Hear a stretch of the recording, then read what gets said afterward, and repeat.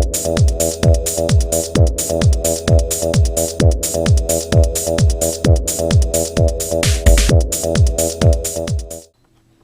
folks, today I'd like to take a casual peek into the Spider-Man 3 Venom action figure. This figure set is part of the Sandman series Build-A-Figure collection, and I believe this came out in 2007. I bought this figure set about 3 or 4 months ago at a DD's discounts. At the time I was looking for Ninja Turtles. But I found this figure set and a couple of the other Sandman series figures, and they were only $5.99, so I went ahead and picked them up.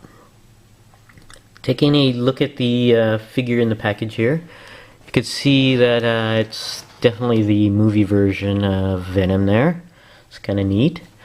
And this figure set says it's a limited movie edition on here, but I think this might have come out before in a previous movie line of the Spider-Man 3 figures.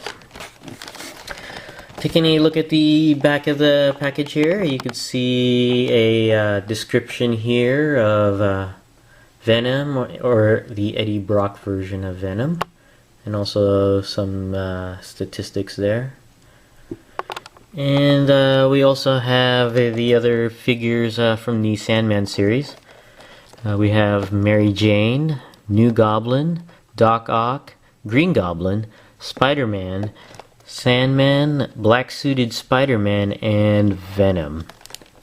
And if you collect all 8 of the figures, you can build another version of the Sandman besides the one that's in the series here.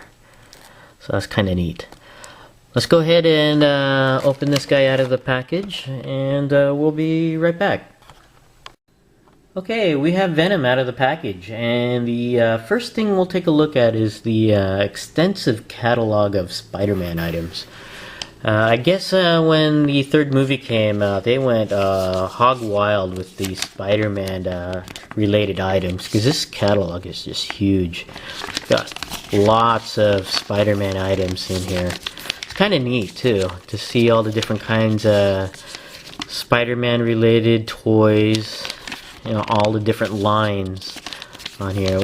Interesting to note though is that the Sandman Build-A-Figure collection is not in this catalog, so I found that kind of interesting on there. But this is the Spider-Man 3 catalog.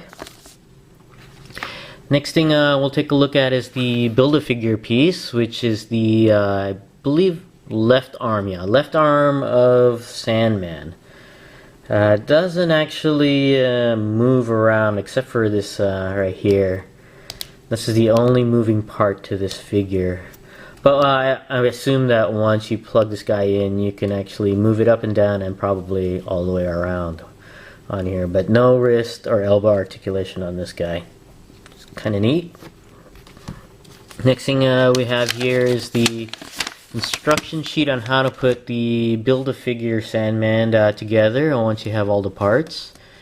And it's pretty basic. I can see why they included it, because the Sandman Build-A-Figure is not very human-like, especially at the feet here and the legs. Trying to figure out what piece is what can be a little not intimidating, but just a little confusing if you don't have this, especially the bottom feet here, because you can't really tell which is left or right foot on there. But they included this. It's kind of neat. Now onto the Venom figure, which I'm actually very impressed with. I actually like it. It's very nice on here. Take a look at the figure in more detail here. It's actually the color, I really like the color. It's black instead of the dark gray that the black-suited Spider-Man came in. This one's actually colored black, and then it has all the gray and silver webbing around the figure. It's very nice on here. And he's a lot larger than I thought he'd be once I got this guy out of the package. He stands very very well against a Marvel Legends figure. Let me just get a Marvel Legends figure. Here's a Nightcrawler. You can see that Venom is actually a pretty big guy. And of course, Venom is a larger character, but still nice to see that it was a lot bigger than I thought it would be. Another thing I really like about this figure is the head sculpt. It's very nice. You got the tongue here. It's not too soft, about medium. Not really too hard, so in between there. But I really like the detail on the head, especially on the jaw right here. You can see the internals of his jaw, like as if, you know, when he opens his jaw and it just stretches beyond the size of his skull, so you can see the breakage in here and the internals of his head there. It's kind of neat. But it would have been nicer if this was painted a little lighter, but still very nice. I really like it.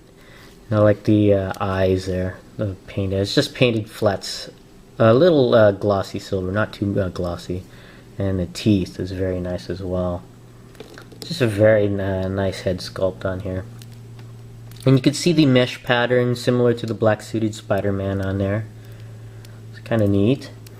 And the only thing I notice about this is it's a lot lighter than a Marvel Legends figure, and I think it's because, especially you can tell from the upper arm here and the torso, it's made of a thinner plastic and it's hollowed out. It's not that solid at all. So it makes the figure a lot lighter in weight on there. So, but going over the articulation of this guy, the head is on a ball joint, so it goes all the way around, goes up and down. You can actually see the ball joint in the back of the head there. Kind of neat. And the arms do go all the way around. They do go out and in. The biceps go all the way around. The elbows are at a double joint, which is kind of nice. The hands go all the way around and go up and down on a hinge. That's very nice. No finger articulation on there. The torso does go all the way around, but barely goes up and down at all, which is kind of unfortunate on there. But the legs are on a ball hinge swivel joint, so it goes up, down to the back, goes all the way around, and if you position the hinge, it can go out to the side as well. And it's not too hard to move the hinge around, so it's actually kind of nice and fluid, but not loose. So that's kind of nice. No thigh articulation, which I think would have benefited. I think it would have been nice to have a swivel thigh there. The knees are double jointed. It's kind of nice, and the feet go up and down and all the way around. You would think that the feet would rock side to side just because of the joint here looks round. You would think it'd actually go back and forth, but it doesn't. So overall, I really like this figure. It's very nice, nicely designed. I like the webbing and on this figure, and it's just pretty good on the articulation, except for the thighs here, which I would have liked, and the torso. Overall, if you can find them at the closeout stores, I say go ahead and pick this guy up because he's very nice. But this is my casual peek into the Spider-Man 3 Venom figure for the Sandman Build-A-Figure collection. Thanks for watching, and I'll see you guys next time.